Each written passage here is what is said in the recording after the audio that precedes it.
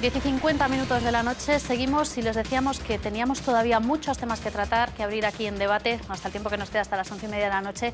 Paula, y queríamos hablar también de población, porque esta es una de las cuestiones que todos los expertos coinciden en decir, es uno de los grandes problemas estructurales que tiene Galicia, la pérdida de población, la bajísima tasa de natalidad que tenemos en nuestra comunidad autónoma, y da la impresión de que medidas para atajarla, pocas.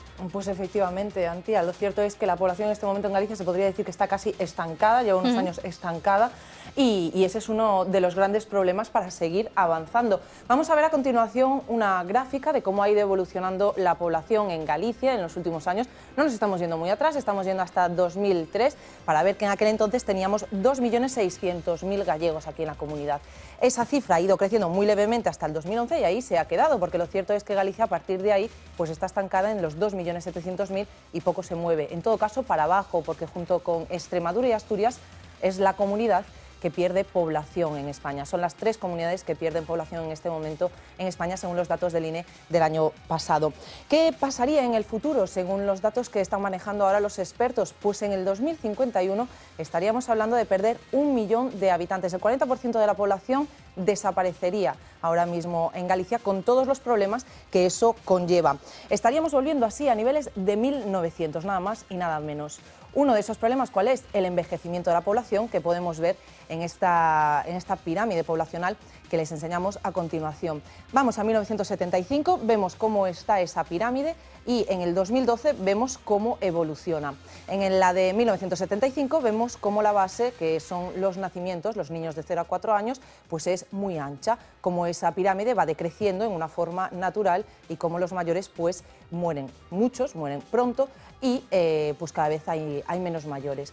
¿Qué sucede en la pirámide del 2012, la pirámide más actual? Pues que esos dos bordes, los dos extremos, los de los nacimientos y los de los fallecimientos, el envejecimiento, se van aproximando con todos los problemas que eso conlleva, ya se vea pues en gasto sanitario, también pues ya se vea en muchos otros aspectos, como puede ser el de las pensiones, nada más y nada menos. Sin gente que no cotiza, con gente que no cotiza, no tenemos pensiones, no tenemos dinero en esa caja común.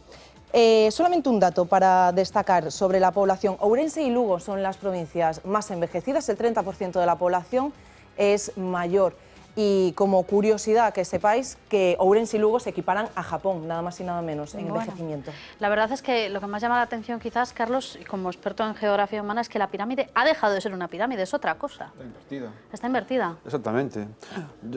Eu creo que é un éxito da sociedade galega. É dicir, o feito de que incrementemos considerablemente a esperanza de vida e que cada vez podamos vivir máis anos demostra que Galicia cambiou extraordinariamente e é un éxito, se o vemos con perspectiva histórica. ¿Sí? A alimentación, a educación, a sanidade, o estilo de vida, é un éxito.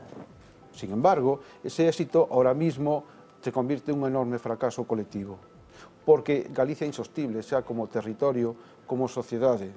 Por qué? Porque temos unha poboación moi avellentada, ¿sí?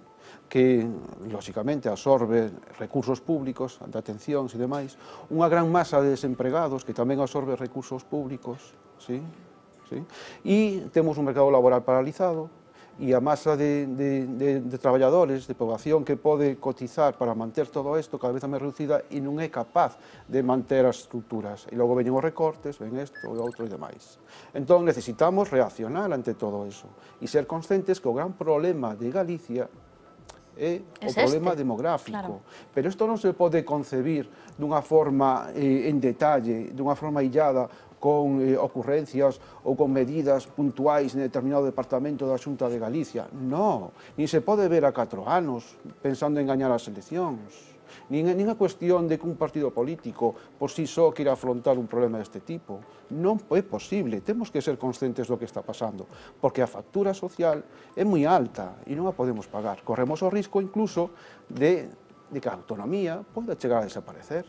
Vamos ter unha autonomía a nivel de Cataluña, do País Vasco, de Madrid, con perdendo 1 millón de habitantes nos próximos 40 anos. pasaremos a ser unha provincia de Castela e León, algo así. E Pero entonces yo aquí acabarán os políticos. tengo que preguntar una cosa, porque esto es algo que siempre nos planteamos, lo digo también porque es una de las cuestiones que plantea la propia consellera Beatriz Mato. En los estudios que ha hecho la consellería se demuestra que en una situación ideal, si nos preguntan a cualquiera de nosotros, bueno, a la media, claro, a cualquiera de nosotros, ¿cuántos hijos tendríamos? Nadie pasa de 2 prácticamente, la mayoría dice que 2. ¿No tenemos hijos por una cuestión económica o hay mucho más que analizar? Mira, si se ve con unha perspectiva histórica, hai unha relación directa, ¿sí?, entre recursos económicos, abundancia e demografía. E a poboación se move, ¿sí?, os movimentos migratorios se moven hacia onde hai recursos, aquelas comunidades, aquelos países, territorios que crean emprego, que son ricos, que son dinámicos, que son xóvenes, vale? Entón, si ese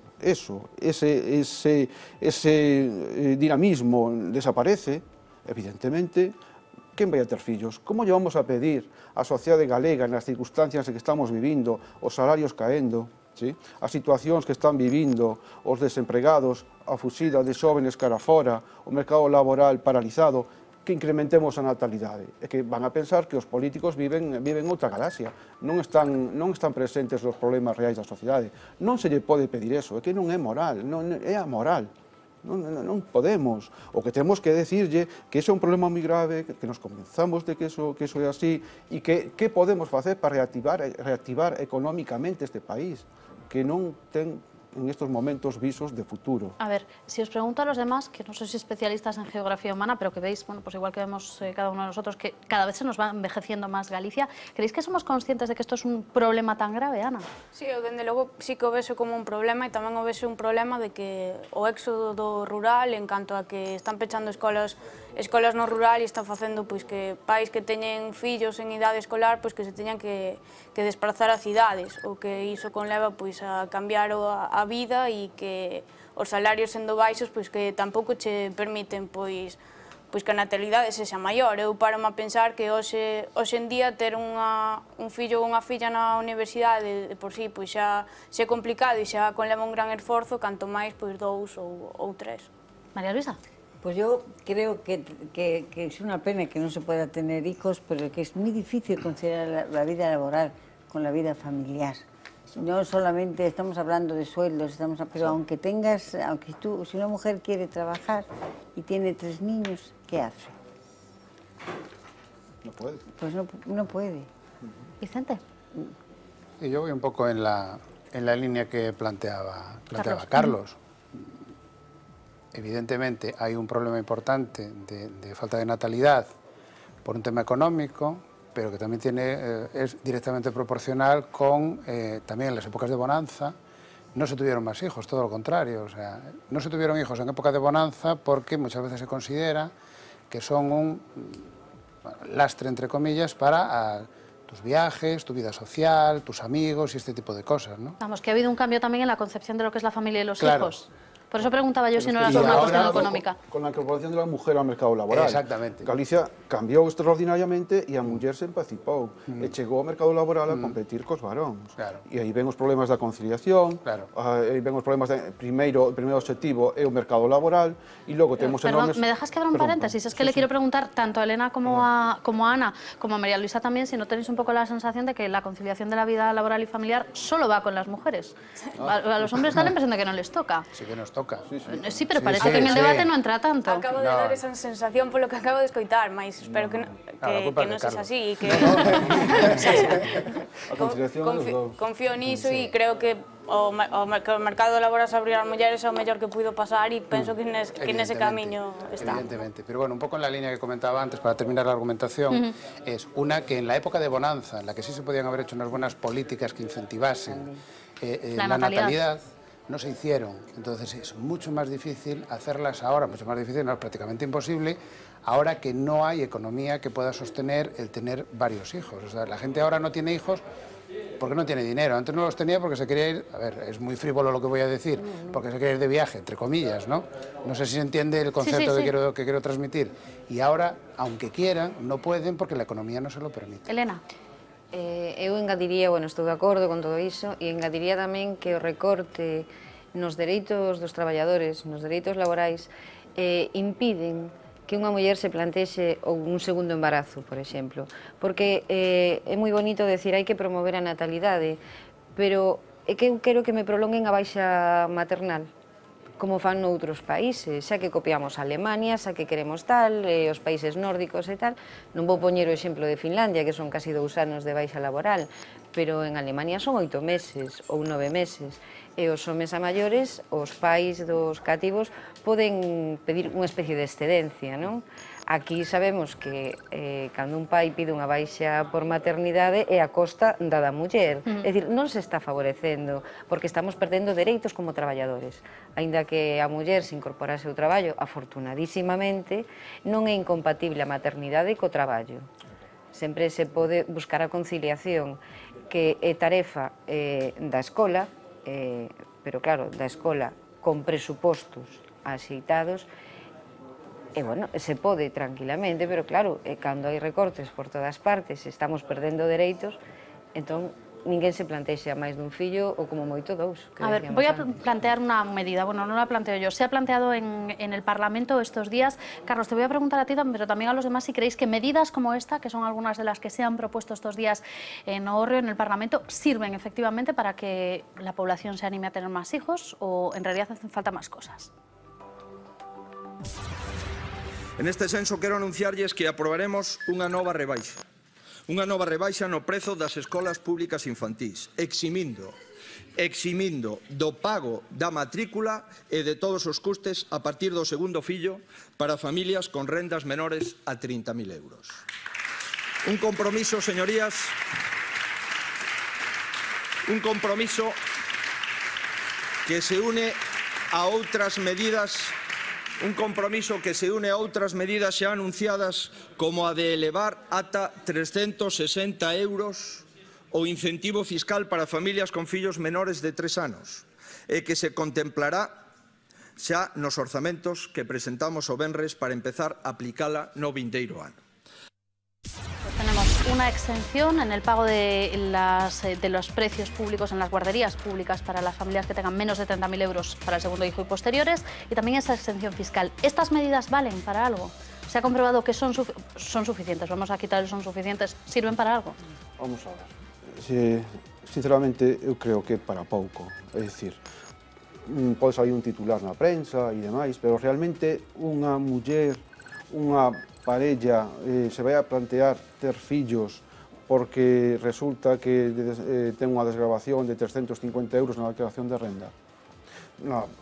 A medida tan criticada de Zapatero dos 2.500 euros por fillo parece que non tuvo esa implicación. Ninguén se ocurre ter un fillo por esa cantidad. Por 2.500 euros. É dicir, se pode plantear ter un fillo se mellora a túa calidad de vida, se tes as túas expectativas laborais cubertas, se tes unha serie de dereitos laborais recoñecidos e demais de protección á maternidade. Hai que falar en serio, non? Entón, medidas deste tipo son un pouco adornos, son como tratar de matar páxaros a cañonazos ou curar un cáncer con aspirina. É dicir, é moito máis profundo que eso, hai que tomalo moi en serio dunha forma concienciada e relacionando todo isto pois co desemprego, ¿sí? Relacionando todo isto co tipo de educación que temos, ca distribución da poboación que temos no territorio e a factura que nos representa eso todos os días para mover anciáns e nenos ás escolas. Eso que queremos. Que modelo queremos de territorio? Como podemos ordenar a poboación? Como podemos ordenar a educación? Como podemos fomentar o que sería o tercer sector, as ONGs, o voluntariado, que en Galicia desapareceu. Existía na Galicia tradicional. Eu creo que hai que devolverlle o poder ás comunidades, a propia sociedade. As AMPAs parece ser, polo que escoitei aquí, que prestan servicios, bons servicios e a bon precio e ben atendidos os nenos nos comedores e demais. Entón, por que ten que ir a empresas a ocupar ese espacio cando non prestan nin a calidade, nin a atención, nin a perseverancia que prestan as AMPAs cos nenos nas escolas? Devolvámoslle o poder aos propios cidadáns, ás comunidades organizadas, que sea a sociedade civil a que se preocupe por eso e que a administración facilite, sea facilitadora ¿sí? Sea facilitadora de que a sociedade civil se organice como pasa no norte de Europa, como pasa en Irlanda, que é un caso que coñezo pois moi ben. No tema dos libros, eu recordo cando vivía en Irlanda, eu recordo perfectamente que era un país efervescente, un país con altísima tasa, o máis alto PIB per cápita de Europa en aquel momento. Era el momento del tigre. E habría, sí, pero, sabes que? Había todo un sistema de voluntariado que coidaba e intercambiaba os libros, e incluso había locales donde se vendían e se compraban libros usados, e todo o mundo facía, e tiñan enormes recursos e demais. E aquí parece que ahora que non temos diñeiro, ahora parece que practicamos un pouco isto dos libros que isto de pobres. Entón, hai moitos problemas, incluso culturais, que debemos superar. Bueno, vamos a ir... Sí, Ana. Quería facer un apunte, é dicir, que para min isto non incentiva nada desde o momento en que se están pechando escolas infantís, é dicir, de que serve se rebaixas o prezo das escolas infantís se realmente as estás pechando e non dan para cubrir todas as prazas dos meniños que están nacendo.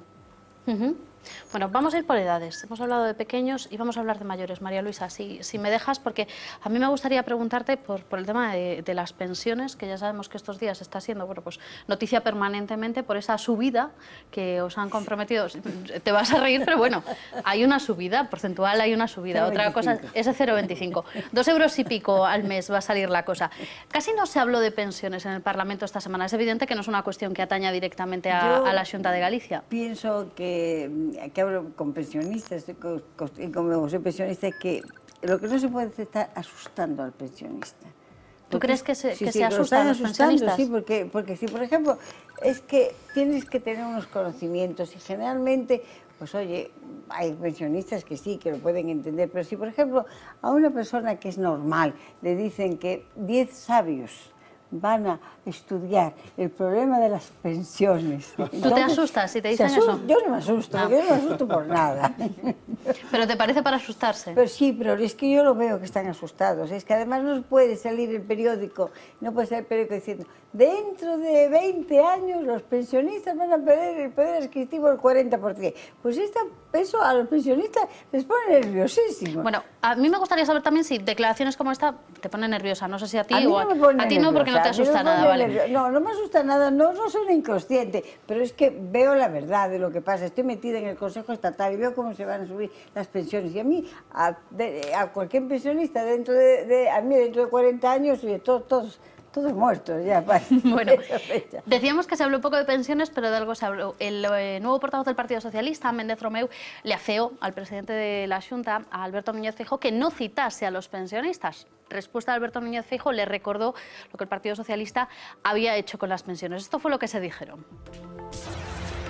Vemos como os gobernos de dereitas, tanto o seu como do señor Rajoy, van un paso máis aló e deciden congelar as retribucións das persoas pensionistas. Eso representa unha disminución real dos seus ingresos polo efecto da inflación. Onte, un medio galego titulaba un 20% é o que van a perder os pensionistas galegos. A vostedes debe parecerlles excesivo que a pensión media galega sexa de 722 euros e por iso a reducen por lei con efecto indefinido. Señor Núñez Feijóo, en Galicia temos as pensións máis baixas de España. Non conte co Partido Socialista para seguir disminuindo o poder adquisitivo dos pensionistas. E por eso, señoría, que un socialista quera falar das pensións, eu o agradezo moito. Pero si lle digo que o único partido que durante os últimos 10 anos conxelou as pensións foi o Partido Socialista Obreiro Español, donde vostede, por certo, tuvo un alto cargo antes de vir para Galicia. Por lo tanto, si quere falar de pensións, de que pensións quere falar? Das pensións que estaban quebradas no ano 96 e tuvemos que facer un pacto de Toledo? Ou das pensións que deixaron no ano 2011 que vostedes, a Unión Europea lle dixo que tiñan que conxelar as pensións sí ou sí. E o señor presidente Rodríguez Zapatero tuvo que conxelar as pensións sí ou sí.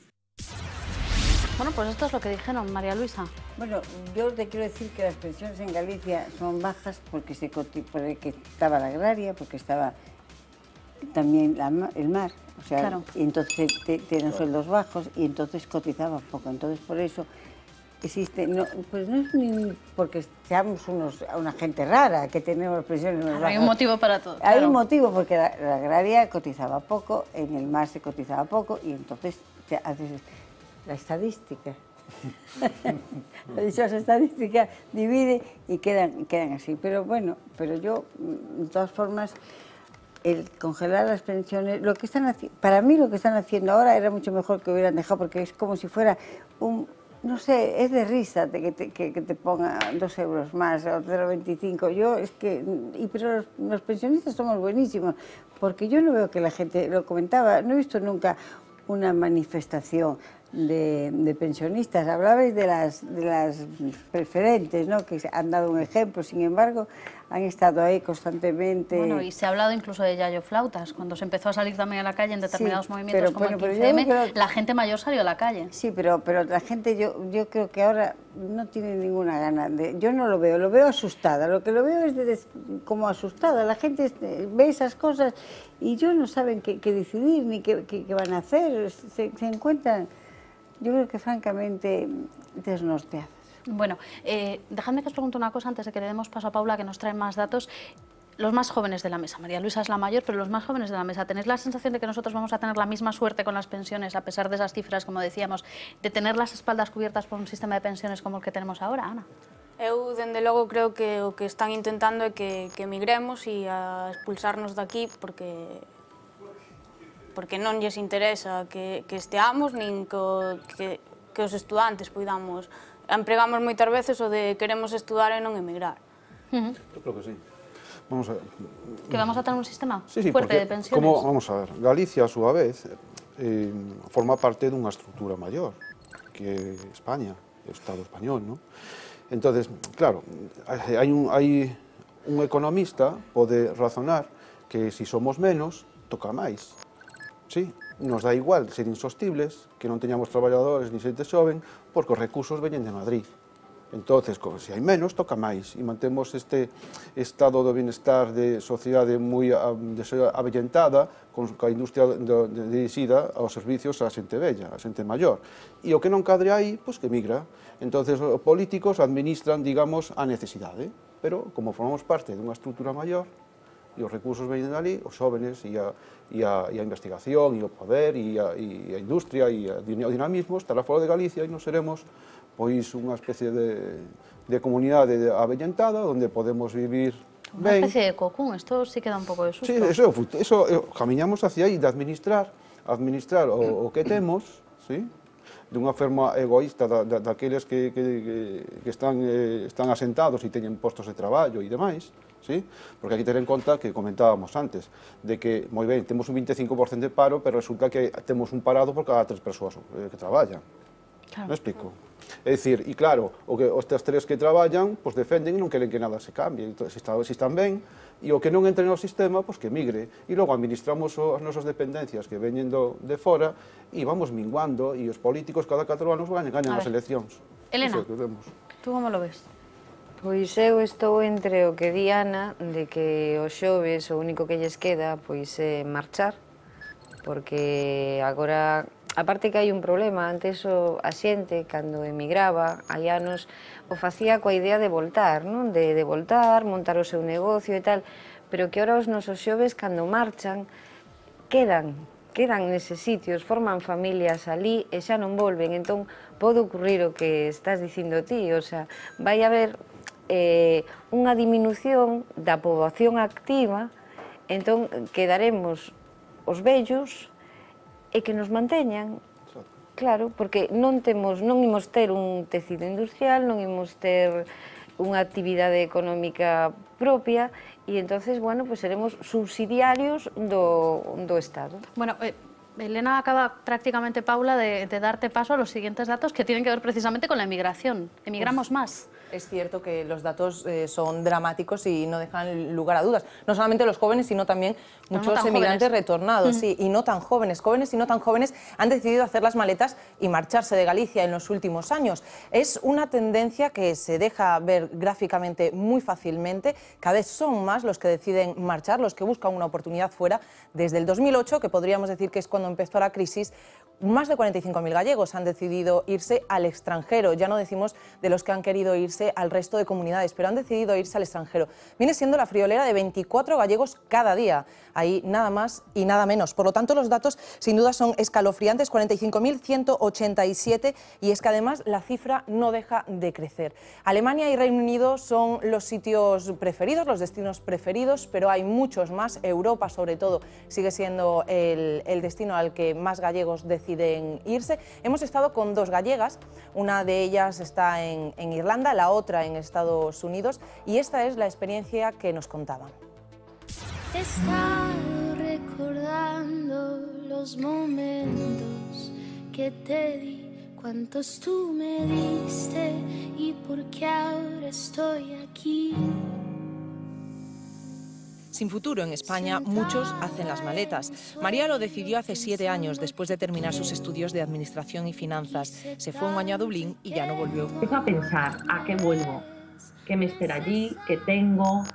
¿Y qué me ofrecía Dublín a cambio? Y la verdad es que, sopesando todo, era mucho más beneficioso para mí a futuro estar aquí. Karen tiene 26 años y lleva solo 2 semanas en Nueva York. Para ella es más fácil el sueño americano porque tiene la nacionalidad.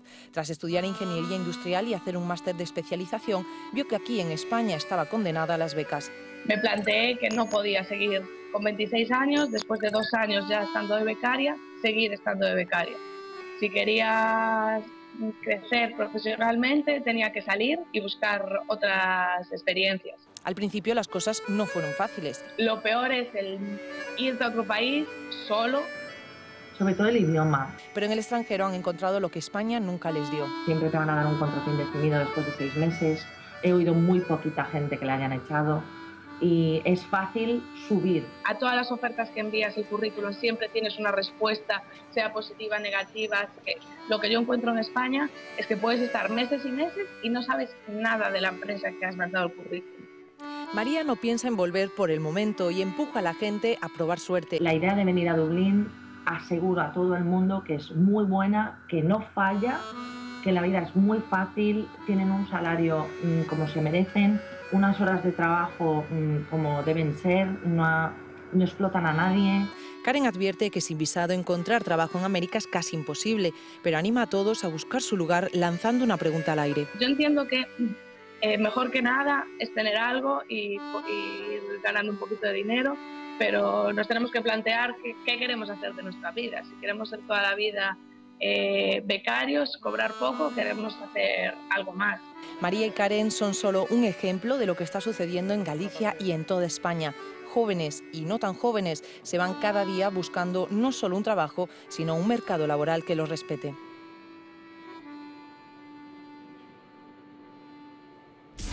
Pues ellas son solo 2 ejemplos de esa nueva oleada de migrantes que está sufriendo Galicia, y es que obviamente esas cifras del paro que nos dan cada mes no ayudan. Bueno, gracias Paula, esos son los datos sobre migración. Le voy a preguntar a la más joven de la mesa. Ana, ¿tú te planteas si no encuentras aquí trabajo? Todavía te quedan unos añitos para terminar la carrera, arquitectura, hasta que comenzó todo ese declive de la burbuja inmobiliaria, era, si no una salida fija, sí algo en lo que las cosas iban relativamente bien. ¿Tú te planteas, si aquí no lo encuentras, marcharte fuera?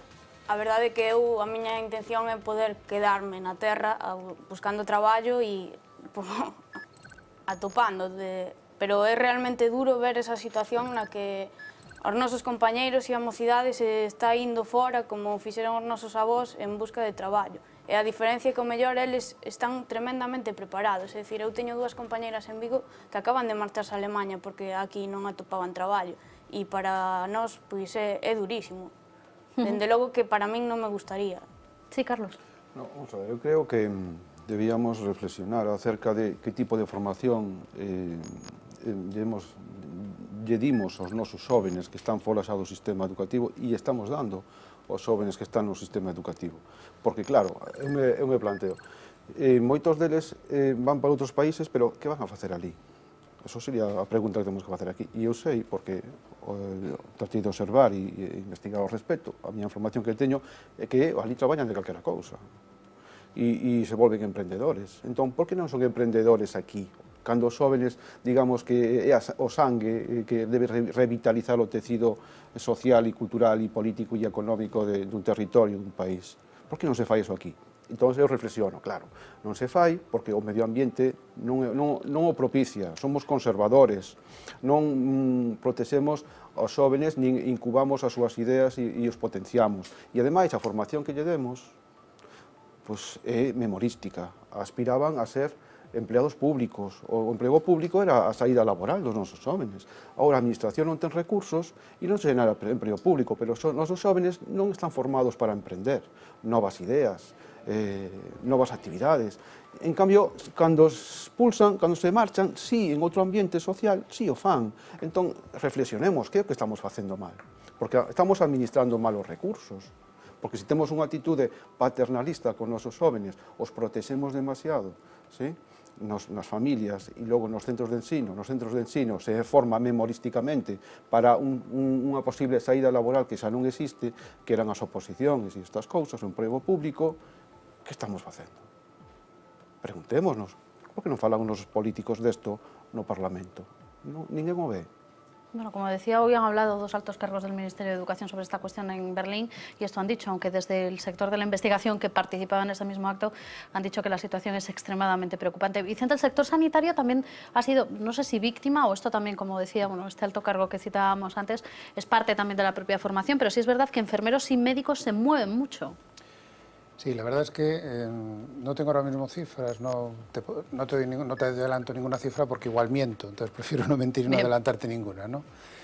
Pero sí que es cierto que personal sanitario, sobre todo médicos y enfermeros, están yéndose a países como Alemania, como Inglaterra.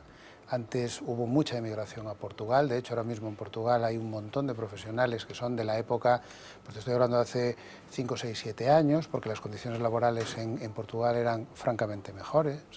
El problema que está ocurriendo aquí es, una, que no hay trabajo, porque no hay... Y el no haber trabajo, volvemos a enlazar otra vez con lo mismo, ¿no?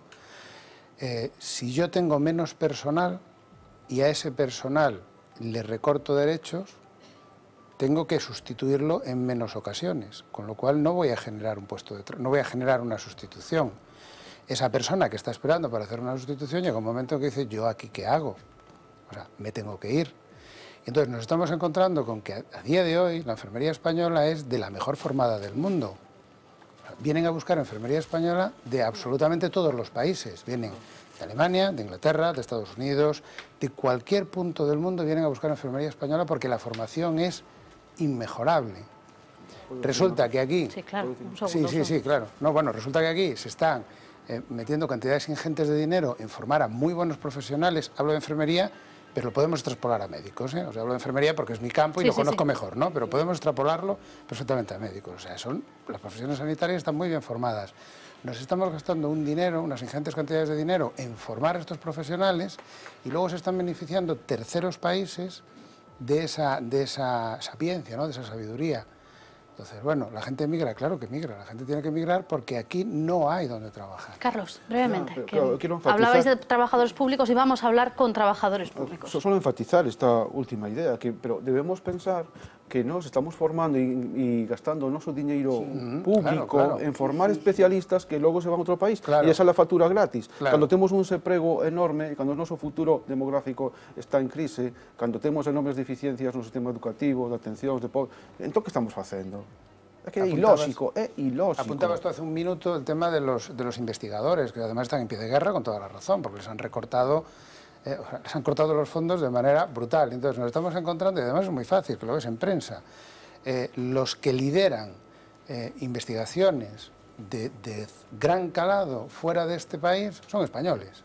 Bueno, hablaba antes Carlos y decía que quizás el refugio del empleo en este país había sido el empleo público, que se aspiraba mucho al funcionariado y hasta esto ha cambiado, no solo porque haya menos oferta, como dice Carlos, sino porque incluso las condiciones son diferentes. Hemos enfrentado en nuestro particular cara a cara de cada semana a un funcionario con muchos años de experiencia y otro que prácticamente está empezando y las diferencias son notables.